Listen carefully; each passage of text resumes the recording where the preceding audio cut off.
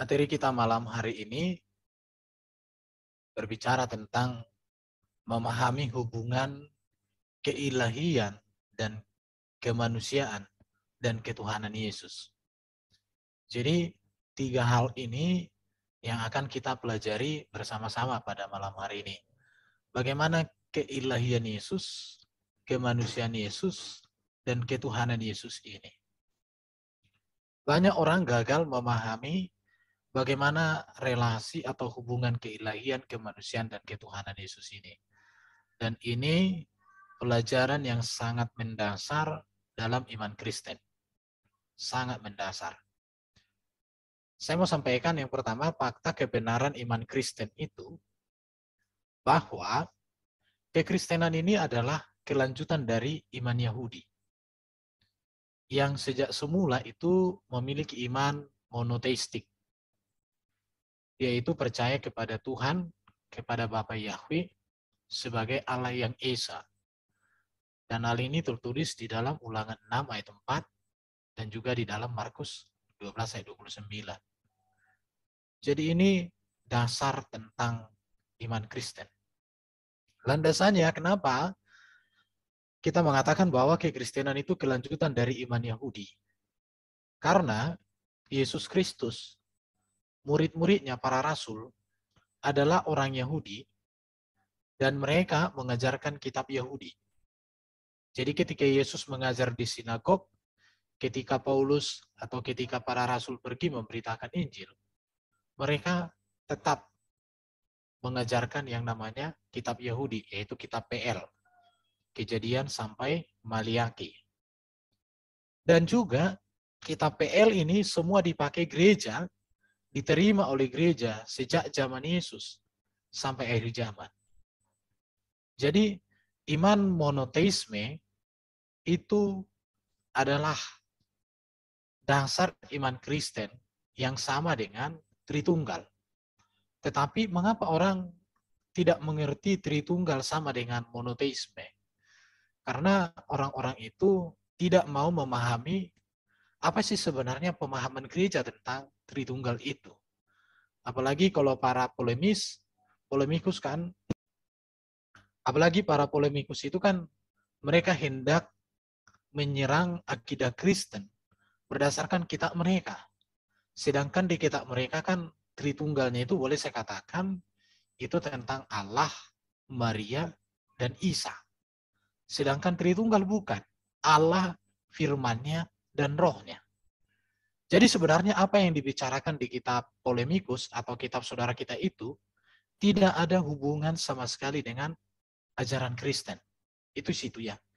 Jadi iman Kristen sesuai dengan Alkitab itu dengan tegas bahkan berulang-ulang mengatakan bahwa Tuhan Allah kita itu Esa. Esa di sini bukan berbicara satu biji, bukan. Esa itu artinya satu-satunya yang harus disembah. Satu-satunya yang harus dimuliakan sebagai Allah oleh umat Israel dan oleh kita orang yang percaya. Jadi tidak ada yang kita sembah selain daripada Allah Bapa kita yang di surga.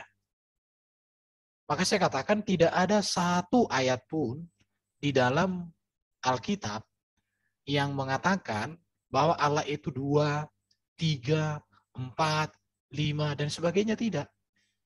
Jadi kekristenan itu tidak beriman kepada politeisme. Bukan. Jangankan politeisme, poligami aja enggak. Di situ ya. Jadi ini harus ditegaskan. Oke, sebentar. Kita lihat ini ya, data Alkitab bahwa Allah itu Esa. Di dalam kitab PL dan kitab Perjanjian Baru, itu sama-sama menegaskan tentang Allah itu Esa. Itu yang harus kita tahu. Kita lihat ya, data Alkitab itu tentang Allah itu Esa, jelas sekali ya. Di dalam kitab Ulangan, di dalam kitab Yesaya, bahkan banyak para polemikus seringkali menuduh bahwa Paulus itu tidak mengajarkan tentang keesaan Allah. Mereka mengatakan bahwa kekristenan itu disesatkan oleh Paulus. Padahal di dalam catatan Alkitab, tulisan-tulisan Paulus juga menegaskan tentang monoteisme. Di situ ya. Di sini kita melihat ini di dalam Markus, Matius, Yohanes, Korintus, Galatia, Efesus, Yakobus, dan Yudas. Sama-sama berbicara tentang Allah itu Esa. Jadi ini sebuah kebenaran akidah Kristen yang sangat menakjubkan. Itu ya, sangat menakjubkan. Bahkan dikatakan bahwa Allah yang Esa itu adalah Bapa. Dan ini juga ditegaskan di dalam PL dan juga PB. Bahkan khususnya di dalam tulisan-tulisan Paulus, itu menegaskan bahwa Allah yang Esa, yaitulah Bapa kita yang di surga. Dan ini di dalam tulisan Paulus justru saya ketemukan itu lebih banyak. Jadi kalau ada orang menyerang Paulus sebenarnya karena mereka tidak mengenal Paulus sebagaimana Paulus memperkenalkan dirinya dan ajarannya. Tetapi mereka hanya mencomot bahkan memelintir dan memperkosa ayat itu hanya untuk tujuan mereka yang membodohi diri sendiri dan membodohi para pemirsanya. Jadi jelas sekali data-data ini menegaskan bahwa Allah itu Esa dan Allah yang Esa itu adalah Bapa, Bapa Yahweh ya. Itu dia. Sekarang bagaimana Allah yang Esa itu? Jadi Allah yang Esa itu adalah Allah yang monoteistik dan juga Allah yang Tritunggal. Apakah monoteistik sama dengan Tritunggal? Saya katakan iya. Hanya ada sedikit perbedaan tapi tidak bertentangan. Nanti coba saya tunjukkan ya. Jadi dasarnya coba saya buat di sini Kejadian pasal 1 ini. Bahwa Allah firman-Nya dan rohnya. Jadi Allah itu ya Bapa itu. Bapa itu ya YHWH itu. Yang dipanggil dengan atau dibacakan dengan Adonai itu. Allah yang Esa itu dia memiliki firman di dalam dirinya dan dia memiliki roh di dalam dirinya. Rohnya ini kekal, firmannya kekal. Jadi rohnya bukan ciptaan, firmannya bukan ciptaan. Kekal bersama Allah di dalam diri Allah. Makanya Allah kita dengan Allah Yahudi sama. Allah yang hidup. Karena Allah yang hidup memiliki roh. Karena roh itu prinsip hidupnya. Jadi kalau ada orang mengatakan Allahnya nggak memiliki roh, maka di mata Kristen itu batu. Itu berhala. Itu mati. Itu ya. Baru Allah kita dengan Allah Yahudi yang monoteistik itu sama. Karena sama-sama mengakui bahwa Allah itu memiliki firman. Karena Allah memiliki firman, maka dia berfirman. Jadi banyak juga orang tidak bisa memahami apa sih perbedaan firman dengan berfirman ya. Firman itu berbicara ilmu pengetahuan pikiran Allah yang maha kuasa, maha hadir. Sedangkan berfirman artinya Allah mengeluarkan atau menyatakan hikmatnya, ilmunya, pengetahuannya dalam bentuk perkataan. Makanya kalau dalam teks Yunani kan logos dengan lego ya. Itu jelas ya. Logos dengan lego. Logos kata benda, lego kata kerja. Jadi Allah Yahudi yang monoteis dengan Allah Kristen yang Tritunggal sama-sama memiliki firman. Kalau di dalam konteks monoteisme dan Tritunggal tidak memiliki firman, berarti Allah itu nggak punya pikiran, kira-kira begitu. Kalau nggak punya pikiran ya gila. Ya orang gila aja punya pikiran kan, cuman miring. Berarti kalau Allah tidak memiliki firman kata orang, berarti lebih rendah daripada orang gila. Ah begitu. Jadi itu yang mau dikatakan. Jadi Allah yang Esa, monoteistik itu, saya katakan ini dia. Firman kekal di dalam diri Allah, bahkan segala sesuatu diciptakan Allah oleh firman-Nya. Dan firman Allah bukan ciptaan. Di sini kesalahan daripada teman-teman kita atau saudara kita yang keliru, saksi Yehova. Mereka mengatakan bahwa firman itu ciptaan. Tetapi pertanyaannya adalah, kalau firman Allah ciptaan Allah, berarti Allah itu pernah tak punya pikiran, tak punya ilmu, tak punya pengetahuan. Kalau Allah pernah tidak punya ilmu, tidak punya pengetahuan, bagaimana Allah menciptakan pengetahuannya? Akan begitu. Saya dulu pernah dialog dengan orang saksi Yehova 5 kali waktu saya di Medan, di Jalan Permai, Medan Timur. 5 kali ke rumah data. Mereka katakan bahwa firman itu ciptaan. Terus saya tanya, kalau firman ciptaan, kapan diciptakan, dan bagaimana Allah menciptakan firman?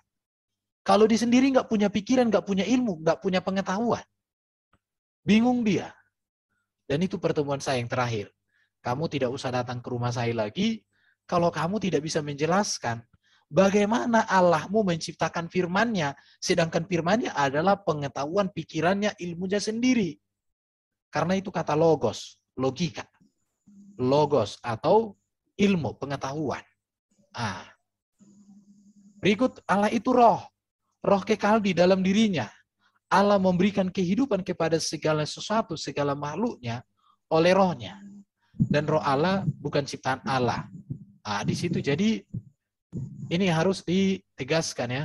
Harus kita pahami ini. Jadi Allah yang Esa atau Allah yang monoteis adalah Allah yang sama dengan Allah yang Tritunggal. Menurut saya hanya sedikit. Ini aja perbedaannya. Apa perbedaan monoteisme dengan Tritunggal? Ini perlu setelah saya merenung-renung ya. Saya merenung-renung perbedaannya di mana. Di sini saya coba corek nanti. Monoteisme, Allah yang Esa itulah Bapa Yahweh. Di dalam PB sama, Allah yang Esa itulah Bapa Yahweh, sama. Ya. Sama dia, dalam hal ini sama. Tetapi perbedaannya hanya di sini, tetapi sebenarnya sama. Tentang firman, perhatikan ya. Firman itu teofani di dalam PL. Artinya menampakkan diri dalam rupa manusia. Bercakap-cakap, bahkan bisa dikasih makanan dan lain sebagainya. Tetapi di dalam PB, firman itu sudah mengambil rupa manusia dan melalui kelahiran dari rahim perawan Maria. Itulah namanya Yesus. Kalau di sini teofani itu boleh dikatakan hanya pada saat-saat tertentu, tugas-tugas tertentu atau peristiwa tertentu. Tetapi pada firman yang menjadi manusia di dalam PB, benar-benar firman itu hadir sebagai manusia, hidup merasakan bagaimana manusia. Ini dia. Jadi kalau dikatakan berbeda, iya. Tetapi bukan bertentangan. Dan ini sebenarnya menyatakan bahwa pewahyuan Allah yang progresif. Kalau dikatakan di PL, Allah berteofani, firmannya teofani. Di PB, benar-benar bukan lagi dalam bentuk teofani, tetapi hadir real sebagai manusia. Di situ bedanya ya. Yang kedua, rohnya ini mendiami orang tertentu untuk tugas tertentu. Tetapi di PB ini roh itu menyertai seluruh orang percaya kepada Yesus. Jadi sebenarnya tidak berbeda monoteisme dengan Tritunggal. Cuma masalahnya kan orang memahami Tritunggal ini hanya dipahami gini, tiga, tunggal, berarti tiga Allah yang satu-satu. Jadi ditambah-tambahkan, oh tiga, gitu. Padahal bukan sebenarnya. Jadi ini hanya sebuah istilah, ini Tritunggal ini kan sebenarnya menjelaskan bagaimana si Allah yang Esa itu, firmannya yang menjadi manusia ini, dan rohnya yang mendiami kehidupan orang percaya. Di sini konteksnya beda, tetapi mengapa ini di sini apa? Ini sebenarnya kelanjutan. Karena di dalam Yoel Allah berjanji bahwa rohnya akan diberikan mendiami hidup orang percaya. Jadi ini monoteisme dengan Tritunggal itu kelihatan seperti berbeda, tetapi sebenarnya berkesinambungan. Jadi monoteisme itu adalah Tritunggal. Tritunggal itu adalah monoteisme. Itu yang harus dipahami dulu. Sekarang kita melihat tentang bahwa Yesus adalah firman Allah yang mengambil rupa manusia melalui kelahiran dari rahim perawan Maria. Pertanyaannya sesuai tema kita, bagaimana hubungan keilahian, kemanusiaan, dan ketuhanan Yesus ini? Kita melihat Allah yang Esa, Bapa di surga, Bapa Yahweh itu, dia kekal, dia memiliki firman, dia memiliki roh. Firman yang menjadi manusia namanya Yesus Kristus. Jadi Yesus ini adalah firman Allah yang menjadi manusia. Jadi kenapa orang Kristen mengatakan Yesus itu Allah? Karena dia adalah firman. Karena sesuatu yang ada di dalam diri Allah ya Allah. Tetapi banyak para polemikus tidak menerima hal ini. Kenapa? Karena mereka memang orang polemikus. Kalau nggak polemikus, nggak orang polemikus namanya, kan begitu. Jadi, sebentar. Jadi Allah mengutus firman jadi manusia merupakan ketetapan Allah untuk menggenapi dan menyempurnakan seluruh karya Allah pada zaman para nabi. Di dalam Yesus, firman yang menjadi manusia, Allah sudah menetapkan dan diberikan Allah kuasa kemuliaan, kasih karunia, kebenaran untuk segala sesuatu sesuai kehendak Allah bagi manusia. Di sini. Sekarang kita masuk kepada tentang bagaimana sih hubungan keilahian dan kemanusiaan dan keilahian, kemanusiaan dan ketuhanan Yesus ini. Kita coba melihat, kita lanjutkan ya. Kita coba lihat ini. Yang pertama harus kita pahami adalah ini sesuai dengan kesepakatan Bapak-bapak gereja, keilahian dan kemanusiaan Yesus dapat dibedakan tetapi tidak dapat dipisahkan. Keilahian Yesus dengan kemanusiaan Yesus tidak dapat dipisahkan, apalagi dibenturkan dan dipertentangkan. Banyak para polemikus di sini mereka pisahkan, kemudian mereka benturkan, mereka pertentangkan. Tetapi kekristenan tidak. Kita membedakan antara keilahian Yesus, kemanusiaan Yesus, kita bedakan. Tetapi kita tidak pisahkan, apalagi kita benturkan. Jadi berbicara tentang keilahian Yesus itu berbicara tentang hakikat Yesus sebagai firman yang datang mengambil rupa manusia. Jadi ini dia. Keilahian Yesus itu berbicara bahwa dia adalah firman. Sedangkan kemanusiaan Yesus itu adalah hakikat Yesus yang dilahirkan. Jadi kemanusiaan Yesus itu sama dengan manusia. Bedanya adalah bahwa kita manusia yang berdosa. Kita manusia berdosa, tetapi Yesus tidak berdosa. Kita manusia hasil biologis, tetapi Yesus adalah firman Allah melalui perawan Maria, artinya tidak ada proses biologis. Sekarang bagaimana dengan ketuhanan Yesus? Ini nanti akan kita jelaskan ketuhanan ini. Ketuhanan ini berbicara tentang kepenguasaan Yesus atau keotoritasan Yesus yang diberikan Allah kepadanya. Ini kekuriosan. Jadi banyak orang tidak memahami tentang keallahan Yesus atau keilahian Yesus dengan kemanusiaan Yesus, apalagi tentang ketuhanan Yesus. Banyak orang berpikir Tuhan Yesus berarti apa lagi nih gitu ya. Jadi keilahian Yesus berbicara bahwa dia adalah firman Allah yang kekal maha kuasa, yang olehnya Allah menciptakan segala sesuatu, dan dia Allah mengambil rupa manusia. Sedangkan kemanusiaan Yesus yang dilahirkan dari rahim manusia, yang sama naturnya dengan manusia, hanya tidak berdosa, hanya bukan karena bagian dari hubungan seksual. Tapi murni adalah firman Allah, benih ilahi, benih firman yang menjadi manusia di dalam Maria. Sedangkan ketuhanan Yesus itu berbicara tentang kepenguasaan Yesus, otoritas Yesus. Ini yang harus kita tegaskan sama para polemikus. Nanti teman-teman bisa mempertajam untuk pembahasan kita ini ya. Saya selesaikan aja dulu.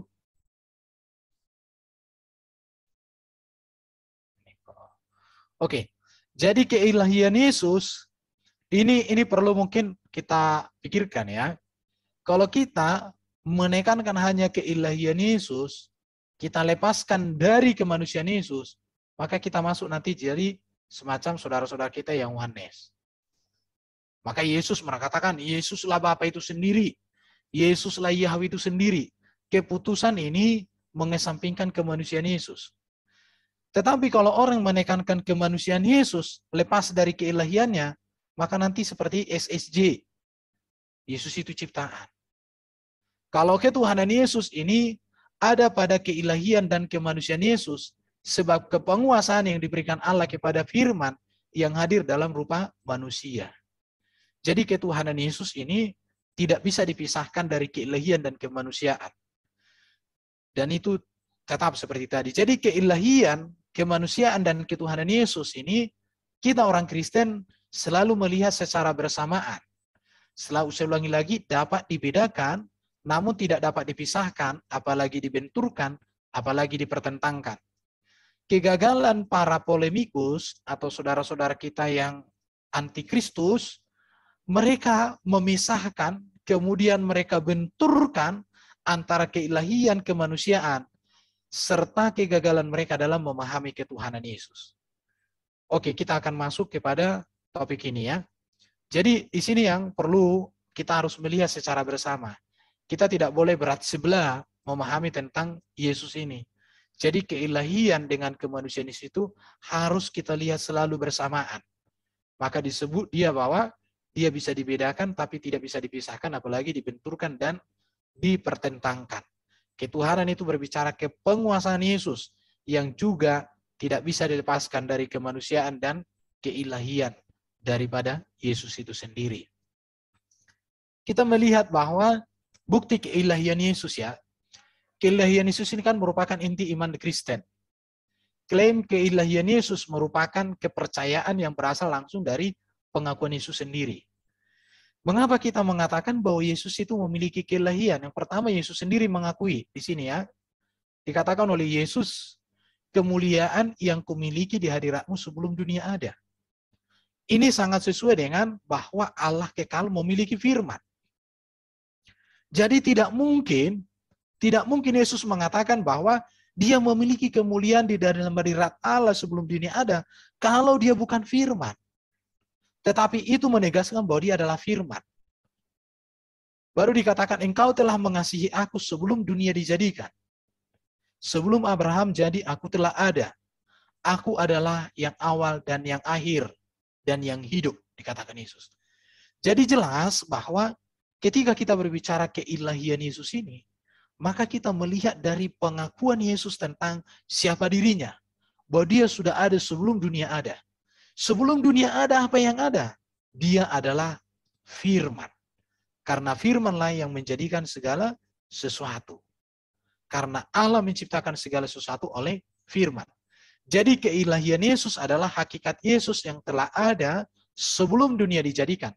Hal ini tentu menyatakan hakikat Yesus sebagai firman yang kekal ada dalam diri Allah. Dan firman Allah bukan ciptaan Allah, melainkan oleh firman Allah menciptakan segala sesuatu. Ini perlu ditegaskan ulang-ulang supaya para polemikus yang keliru-keliru itu tidak keliru lagi. Kita melihat di sini pengakuan Yesus tentang keilahian di dalam catatan Alkitab. Yesus mengatakan begini ya, aku keluar dan datang dari Allah. Kalau tadi dikatakan sebelum dunia ada, dia sudah ada di dalam hadirat Allah. Sebagai apa? Sebagai firman. Apa buktinya? Yesus mengatakan lagi, aku datang dan keluar dari Allah. Berarti Yesus tadinya ada bersama Allah, di dalam diri Allah. Dan itulah yang ditegaskan di dalam Yohanes pasal 1 ayat 1-3 dan ayat 14. Ya. Jadi pada mulanya adalah firman, firman itu bersama-sama dengan Allah, dan firman itu adalah Allah. Segala sesuatu dijadikan oleh dia, tanpa dia tidak ada satupun yang telah jadi dari segala yang telah dijadikan. Kemudian firman itu menjadi manusia dan diam di antara kita, dan kita telah melihat kemuliaan yang diberikan kepadanya sebagai anak tunggal Bapa penuh kasih karunia dan kebenaran. Jadi tidak ada, dikatakan Yesus lagi, tidak ada seorang pun yang telah naik ke surga selain daripada dia yang telah turun dari surga, yaitu anak manusia.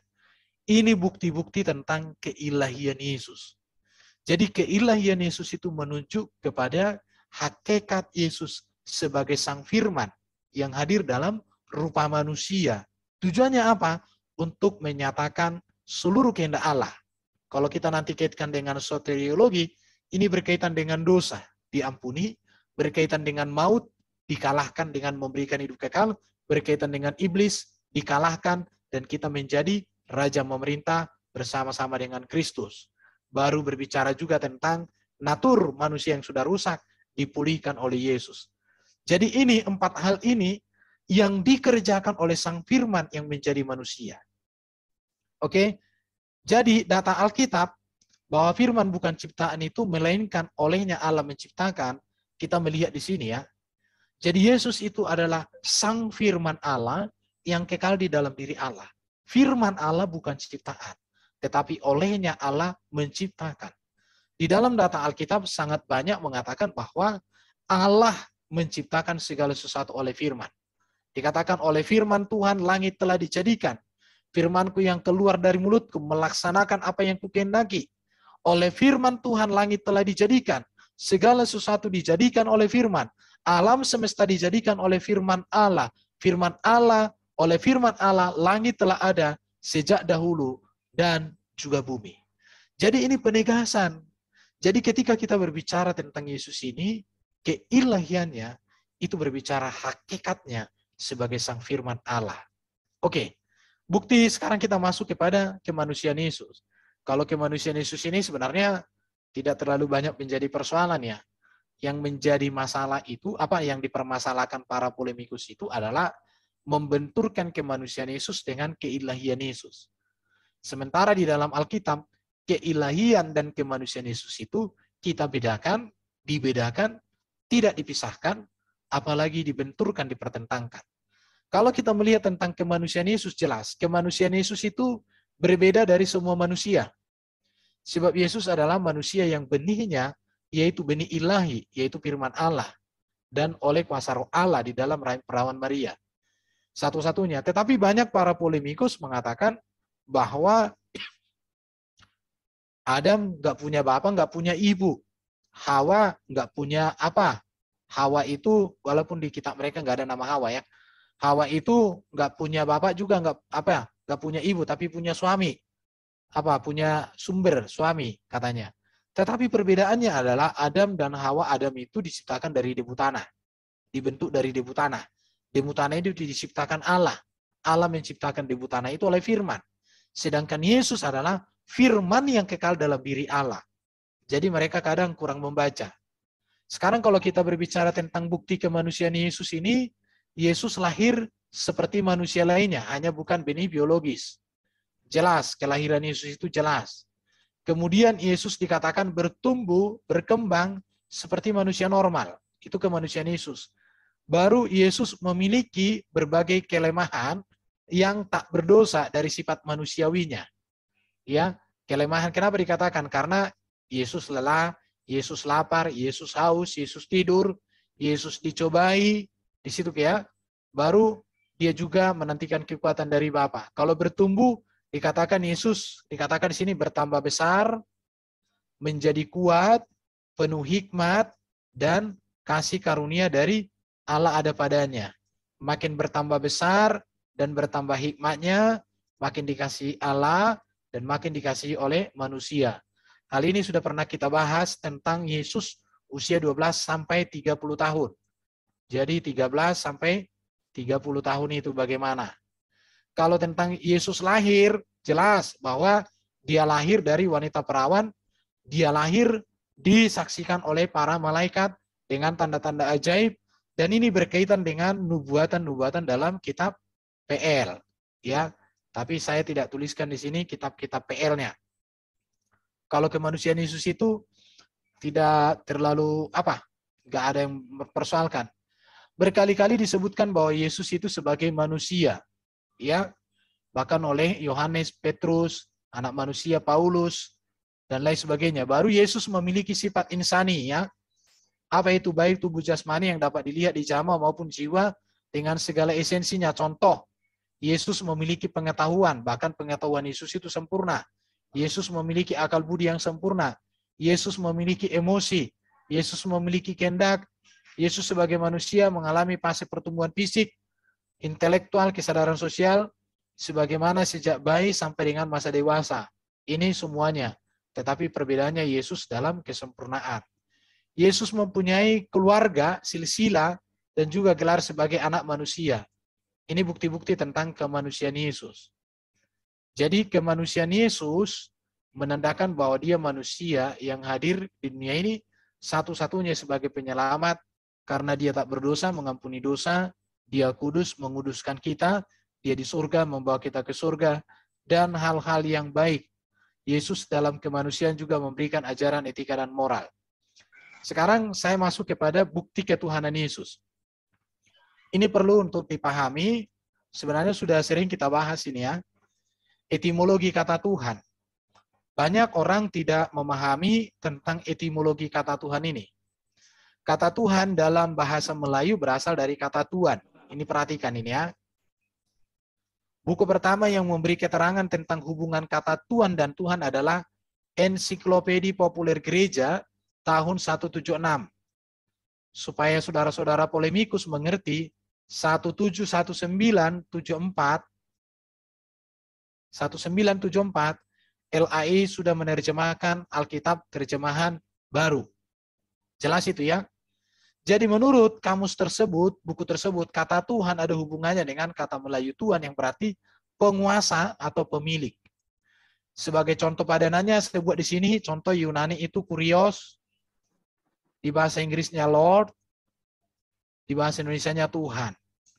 Tapi saudara-saudara kita sebelah tidak bisa membedakan Tuhan dengan Allah. Karena bagi mereka Tuhan namanya Allah. Bagi kita Tuhan ya Tuhan, Allah ya Allah. Walaupun kata Tuhan bisa dipakai kepada Allah dan kepada yang lainnya. Bisa nanti dijelaskan. Dan ini merupakan gelar kepenguasaan. Ya. Jadi Tuhan Yesus artinya Yesus penguasa. Kepenguasaan bagaimana? Penguasa di bumi dan di sorga. Oke. Kita melihat tentang arti dan penggunaan kata Tuhan dalam PB ya. Ini sebenarnya sudah pernah disampaikan juga, tetapi saya ulangi dan harus disampaikan juga berulang-ulang supaya para orang yang mau belajar semakin mengerti ya. Kata kurios berpadanan dengan kata Inggris Lord. Kata ini di samping bermakna Tuhan, juga berarti Tuan, penguasa, majikan, atau pemilik. Jadi kata kurios ini berasal dari kata kuros yang berarti supremasi atau keunggulan. Ini ditujukan kepada pribadi yang memiliki orang atau benda tertentu dan ia memiliki kuasa untuk mengatur benda atau orang yang dimilikinya. Kurios di sini padanannya memakai kata gusti kalau bahasa Jawa. Pemakaian kata kurios ini juga memiliki padanan Rab dalam bahasa Arab. Karena di dalam bahasa Arab, Quran, kata Rob dipakai juga kepada Allah Subhanahu wa Ta'ala, tapi juga dipakai kepada Firaun dan yang lainnya. Jadi pemakaian kata kurios itu seperti pemakaian kata gusti dan pemakaian kata Rob di situ ya. Oke, saya tidak menjelaskan tentang kata theos. Jadi ini penggunaan kata kurios ini sangat luas. Sangat luas ya. Jadi gelar Tuhan atau ketuhanan Yesus itu berbicara tentang kepenguasaan Yesus. Kata ini, kurios ini dipakai kepada Allah, kepada Sang Raja, kepada Yesus, kepada Sang Pencipta, kepada Allah Bapa, kepada Kaisar, dan juga kepada orang yang memiliki hamba, kepada Abraham, kepada pemilik atau panggilan kepada seorang Bapa. Oke, saya cepatkan. Jadi makna kata Tuhan untuk Yesus atau ketuhanan Yesus di sini artinya sebuah penghormatan dan kepenguasaan. Pada saat Yesus hidup di dunia, kata kurios digunakan orang sejamannya untuk menyapa dia dimengerti sebagai penghormatan. Dan memang demikian maknanya. Tetapi ketika Yesus dimuliakan, maka kata kyrios untuk Yesus ini bermakna sebagai penguasa atau yang dipertuan. Makanya dikatakan Yesus penguasa di bumi di surga, raja segala raja. Yesus Tuhan di atas segala Tuhan. Jadi kalau berbicara tentang keilahian Yesus, berbicara tentang kehakikatan Yesus sebagai firman, kemanusiaan Yesus berbicara kesempurnaan Yesus sebagai manusia dengan segala ajaran etika dan perbuatannya yang ajaib, sedangkan berbicara ketuhanan Yesus, berbicara tentang kepenguasaan Yesus. Jadi keilahian Yesus dengan ketuhanan Yesus bisa dibedakan tapi tidak bisa dipisahkan. Karena kepenguasaan Yesus adalah kepenguasaan yang mutlak di bumi di surga sesuai dengan apa yang Bapa berikan. Dengan demikian, karena Allah memberikan segala kuasa di surga dan di bumi kepada Yesus yang bangkit itu, maka Allah pula yang mengangkat Yesus menjadi penguasa mutlak, Tuhan atas surga dan bumi. Maka dikatakan bahwa Bapa di surga membuat Yesus yang disalibkan menjadi Tuhan dan Kristus, menjadi penguasa dan menjadi Mesias. Di situ ya. Jadi kata Tuhan Kyrios untuk Yesus tidak langsung menunjuk makna Allah, Theos. Itu sebabnya sebutan Allah, Theos bagi Sang Bapa, dibedakan penggunaannya dengan Kyrios bagi Yesus Kristus. Sehingga Tuhan Yesus maknanya bukan Allah Yesus, tetapi Sang Penguasa Yesus, Sang Junjungan Yesus, itu artinya. Ini dibuktikan dalam penggunaan kata Tuhan dan Allah dalam ayat berikut. Kita lihat ya, Yesus adalah Tuhan. Allah telah membangkitkan dia dari antara orang mati. Perhatikan di sini. Jadi, ketuhanan Yesus ini berbicara tentang kepenguasaan Yesus. Minggu lalu kita bahas itu tentang ada kuasa di dalam nama Yesus. Udah kita bahas. Kuasanya itu melakukan banyak sekali hal yang luar biasa. Kuasa mengampuni dosa, kuasa menyelamatkan, dan seterusnya.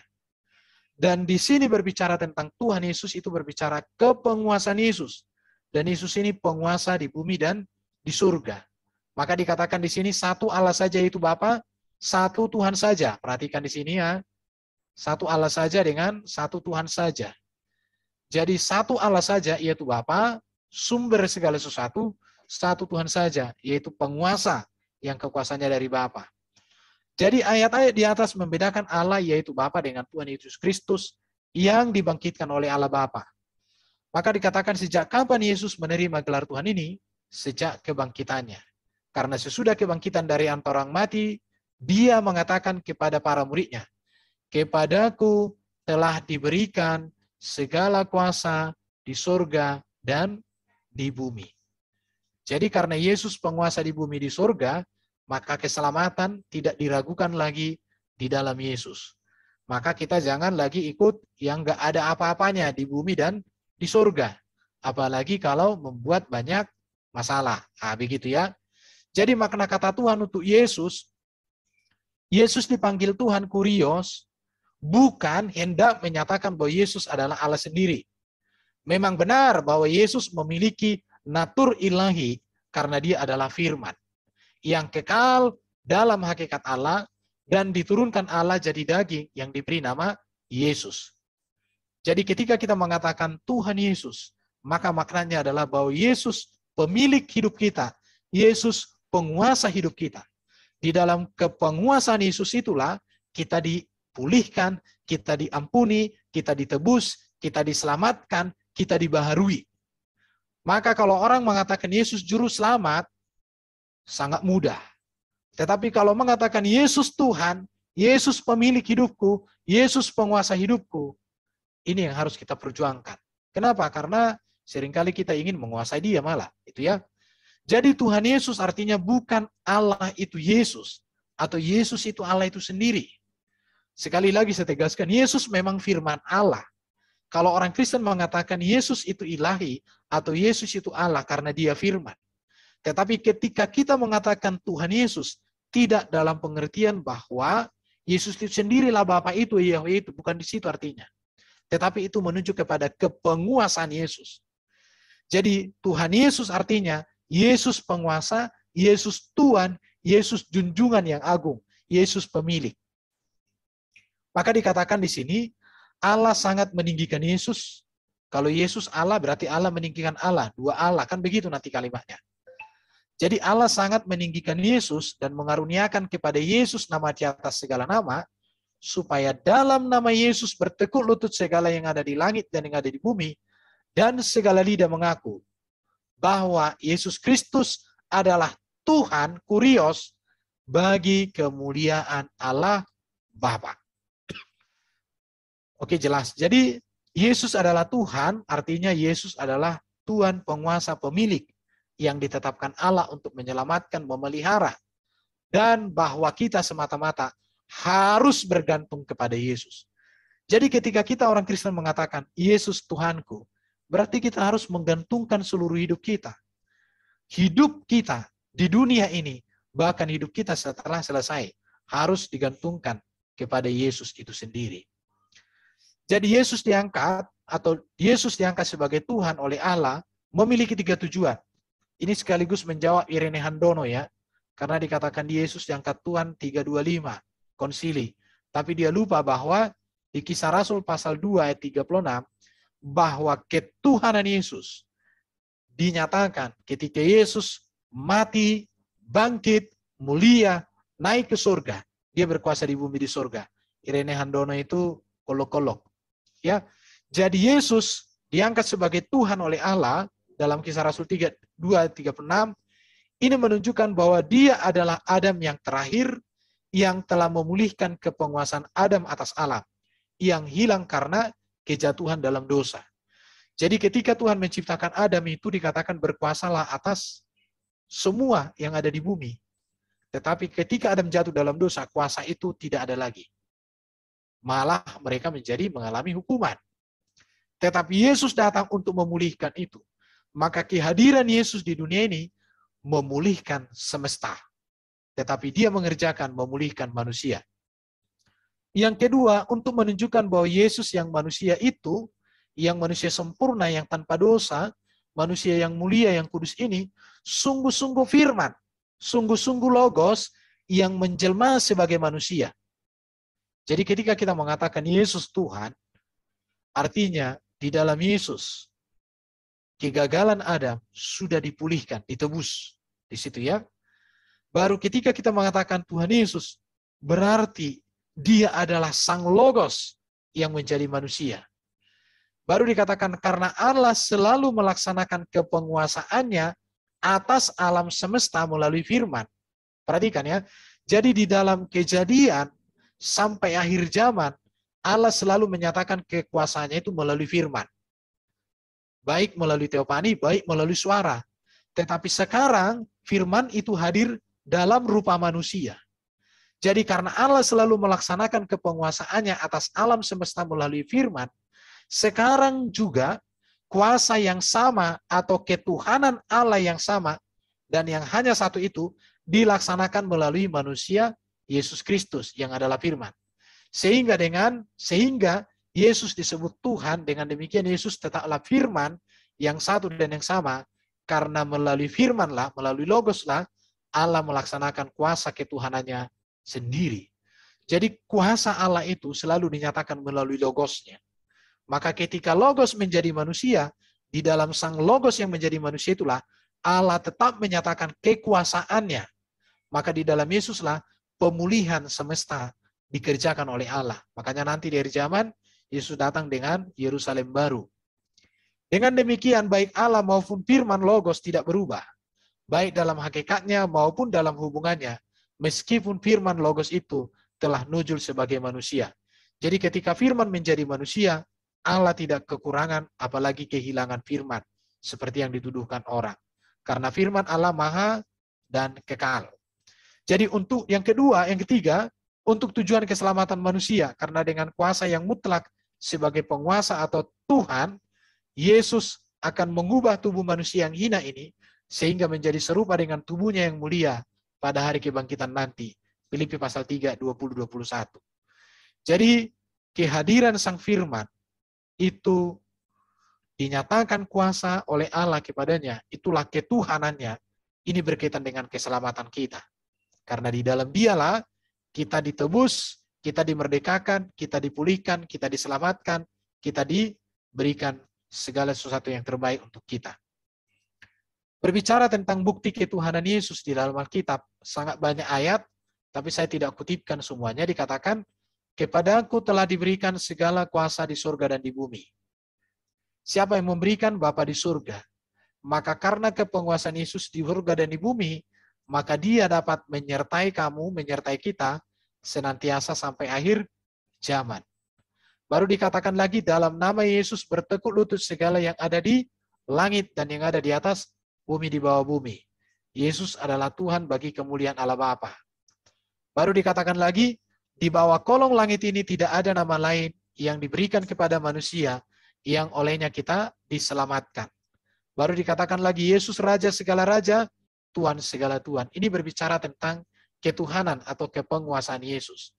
Jadi ketuhanan atau kepenguasaan Yesus itu berbicara tentang dia berkuasa mengampuni dosa, bagian dari situ semua, berkuasa atas maut, baru berkuasa di bumi di surga, hakim yang adil di akhir zaman, berkuasa atas iblis, baru berkuasa dalam perkataan dan perbuatan, sehingga banyak, dia raja segala raja, Tuhan di atas segala Tuhan.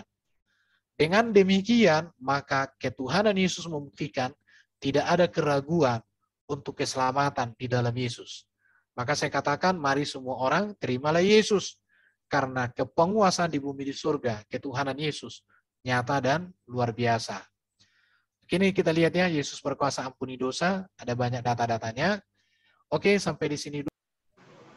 Perbedaan Islam dan Kristen ya.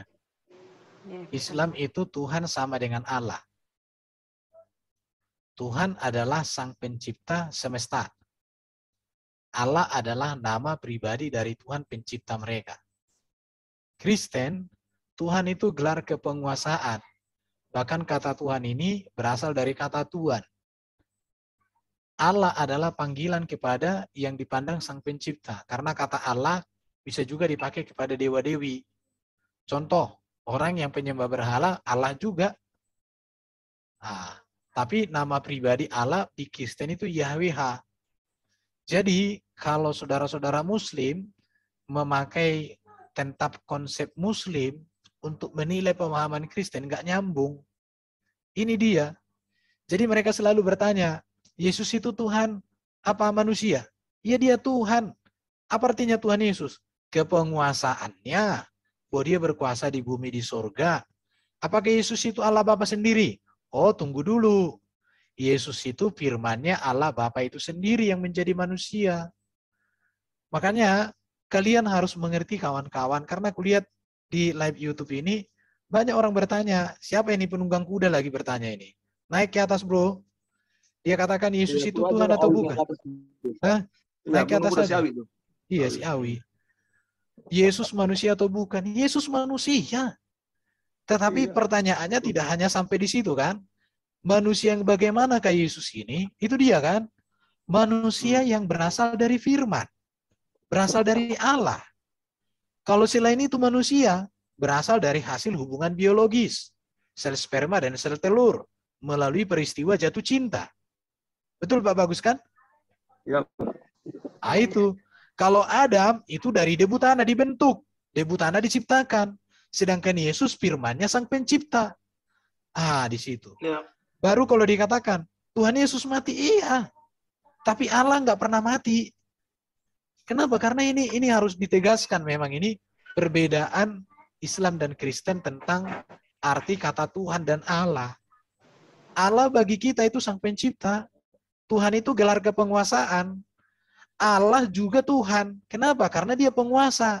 Yesus juga Tuhan karena dia penguasa. Makanya tadi saya tunjukkan di Alkitab kata Tuhan atau kurios dipakai kepada banyak konteks. Raja juga disebut sebagai kurios. Ya ini karena mereka nggak memahami. Contoh ya kalau bahasa Inggris Lord, Lord itu bisa dipakai kepada sang pencipta, bisa juga dipakai kepada Yesus. Bisa juga kepada raja seperti pangeran Inggris, Lord. Lord siapa itu? Lord Charles. Nah, kira-kira begitu. Jadi ini teman-teman yang harus dipahami betul-betul memang supaya kalian mengerti pemahaman kekristenan ini. Jadi Kristen itu mengacu, ini harus disampaikan. Tadi saya sudah tunjukkan etimologi kata Tuhan itu kan berasal dari kata Tuhan Melayu. Dan itu sudah digunakan oleh gereja 1974 oleh LAI, 1976 oleh Kamus Ensiklopedia Gereja, kemudian KBB 1983 yang disempurnakan 1988 atau 86. Jadi kalau kalian memaksa Kristen harus mengikuti makna Tuhan di dalam KBBI, sorry bro, kenapa? Karena Alkitab kami bahasa Indonesia lebih tua dari KBBI. KBBI itu belum ada, Alkitab kami sudah ada. Masa kalian paksa lagi kami harus mengikuti konsep yang ada di KBBI, kan terbalik. Makanya di sini butuh memahami konteks sejarah, bukan asal mangap, tetapi harus memahami sejarahnya. Nah, di situ. Jadi kalau dikatakan Tuhan Yesus mati, iya. Yang mati apa? Kemanusiaannya. Tetapi apakah Yesus mati dalam natur keilahian? Tidak. Nah, ini biasa saya gunakan dengan kitab saudara. Kitab saudara itu saya tahu itu adalah kertas dan tinta. Barangkali kertasnya itu dibuat di pabrik mana atau tintanya di pabrik mana. Jangan-jangan mungkin itu pabriknya orang Kristen juga, nggak tahu saya. Tetapi kalian yakin bahwa itu kertas dan tinta. Tetapi kalimat-kalimat di dalamnya kalian yakin firman Allah. Apakah ketika koyak kita andai itu atau bahasa, firman Allah bahasa? Apa begitu? Tidak kan? Jadi Yesus juga dalam kemanusiaannya, dia memang mengalami kematian. Bahkan tadi saya katakan Yesus itu manusia. Saya tunjukkan kok tadi data-datanya, Yesus lahir, Yesus besar, Yesus merasakan perasaan manusia, bahkan dia mati. Tetapi jangan dilupakan bahwa dia memiliki hakikat firman. Sama seperti kitab saudara. Bahwa ada di situ firman, ada tinta dan kertas. Oke, saya pikir itu dulu dari saya. Teman-teman silakan menambahkan. Iya, terima kasih Pak Erben ya. Saya hanya ingin share sejumlah informasi singkat yang semoga bisa menambah bahan diskusi kita malam hari ini ya. Jadi tadi yang disampaikan oleh Pak Erben itu sudah gamblang keilahian Yesus, kemanusiaannya, dan konsepsi dasar mengenai dogmatika ketuhanan ya, keesaan Allah yang kita sebut dalam doktrin Trinitas. Itu jelas tadi ya, menjelaskan tentang Allah, firman-Nya dan rohnya. Dan untuk tujuan keselamatan itu firman menjadi manusia ya, untuk memenuhi ketetapan Allah ya, Kejadian 3 ayat 15. Jadi kebetulan saya lagi baca buku yang cukup bagus dari John Stott ya. Dia rekan kerja dari Billy Graham. Jadi bukunya namanya The Incomparable Christ, Kristus yang tiada tara. Teman-teman nanti bisa beli bukunya. Nah, saya coba rangkum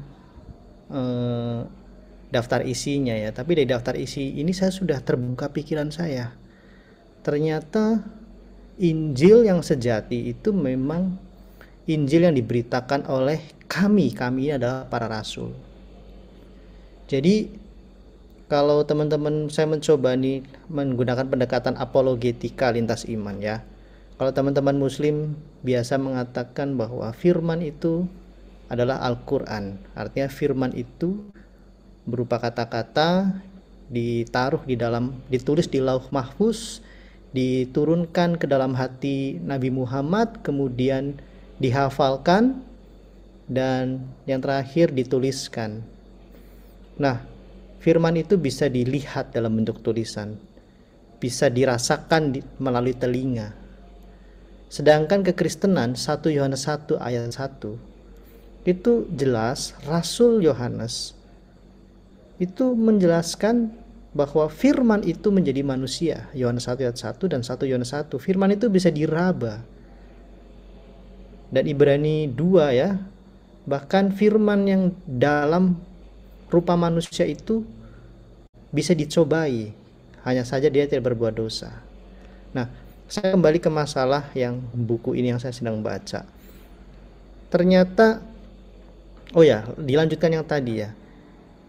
Lalu teman-teman Islam mengenal istilah hadis Nabi, perkataan Nabi yang menceritakan, menjelaskan tentang Quran. Quran itu hadis Allah gitu kan. Jadi seperti itu. Jadi ada hadis Nabi. Nah, Alkitab kita Perjanjian Baru adalah hadis dari para rasulnya Yesus, menceritakan firman yang hidup, yaitu Yesus Kristus. Dan firman itu hidup, tidak bisa dirusak oleh apapun. Ada sampai saat ini. Di sorga menjadi imam besar kita. Nah, jadi Perjanjian Baru ini adalah kesaksian. Jadi iman Kristen itu iman yang didasarkan kepada kesaksian, bukan klaim sepihak. Saya bertemu Tuhan melalui malaikatnya. Siapa saksinya? Kelelawar di gua. Rasionalitasnya mana? Tetapi kekristenan adalah iman ya, kepercayaan kepada Tuhan tidak hanya selalu menjadi misteri. Misteri satu orang saja. Tidak. Ya, Yesus Kristus firman yang hidup memiliki 12 murid, melambangkan 12 suku bangsa Israel. Punya 70 murid, melambangkan bangsa-bangsa di luar Israel. Ada saksinya. Bukan katanya, satu orang saja, tidak. Jadi iman Kristennya didasarkan pada diri Yesus Kristus yang disaksikan oleh para murid, tertulis dalam perjanjian baru, itu bersaksi mengenai Yesus Kristus. Rasional, universal, diterima oleh nalar manusia. Bukan klaim satu orang. Tidak. Kita lihat ya, kesaksian keempat Injil. Injil Matius bicara Kristus penggenapan kitab suci. Bicara Kristus. Injil Markus, Kristus hamba yang menderita. Injil Lukas dan Kisah Para Rasul, Kristus juru selamat dunia. Ya. Ke-13 surat Paulus, surat Galatia. Ini bahkan ada polemik sempat ada polemik ya. Waktu itu konsili pertama terjadi. Kristus sang pembebas, bicara Kristus. Konsisten Paulus, surat-surat Paulus kepada jemaat di Tesalonika, Kristus sang hakim yang akan datang. Surat Paulus pada jemaat di Roma, ini luar biasa ya, buku kitab Roma dan Korintus. Kristus sang juru selamat, bicara Kristus. Kolose, Filemon, Efesus, Filipi, Kristus Tuhan tertinggi. Surat Timotius kepada Timotius, Titus dan 2 Timotius, Kristus sang kepala gereja. Surat-surat untuk orang Yahudi. Ya. Surat Yakobus, Kristus sang guru moral. Ini. Kristus sang imam besar agung, ini yang favorit saya. Surat Ibrani. Imam besar agung, dia anak domba, korban sekaligus dia adalah imam. Teologi yang luar biasa. Surat-surat Petrus, Kristus sang penderita teladan. Jadi kekristenan itu rasionalitasnya ada. Jadi bukan terus hanya beriman, rasionalitasnya tidak ada. Jelas para rasul ini orang-orang yang rasional, murid-murid Yesus, murid-murid Yesus gitu ya. Rabi Yesua saat itu, bahkan Nikodemus anggota Sanhedrin memanggil Yesus adalah Rabi. Gitu, orang terpelajar. Nah, terus menurut gereja jelas, bapak-bapak gereja seperti Justinus Martir ya, Tertullianus, Origenes dan sebagainya, Ignatius, Irenaeus, Polikarpus, itu bicara tentang Kristus. Nah, pertanyaan untuk teman-teman muslim yang seringkali, terutama yang polemikus ya, yang seringkali mendiskreditkan kekristenan, iman Kristen. Jadi Al-Masih sejati versus Al-Masih palsu. Kita renungkan ini teman-teman muslim. Karena Anda dan saya sama-sama pengikut Al-Masih, Hamasiah, Ho Kristos. Tetapi di dalam Alkitab kami, para rasul menjelaskan juga ada Yesus yang lain, Kristus yang lain. Saya bacakan ayatnya di 2 Korintus 11 ayat 4. Sebab kamu sabar saja, jika ada seorang datang memberitakan Yesus yang lain daripada yang telah kami beritakan. Kami beritakan. Jelas, sanadnya jelas, sandarannya jelas, para rasul. Ya, Rasul Yesus, atau memberikan kepada kamu roh yang lain daripada yang telah kamu terima, atau nah ini penting, Injil yang lain daripada yang telah kamu terima. Jadi ada Yesus yang lain. Kita sudah tahu di Roma 9 ayat 10 dikatakan sumber keselamatan adalah Yesus Kristus. Iman kepada janji Allah itu. Jadi nggak main-main.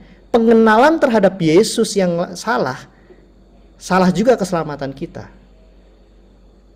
Lalu siapa yang memberitakan Yesus yang lain? Tentu antikristus dengan berbagai cara, termasuk menyerupai malaikat terang.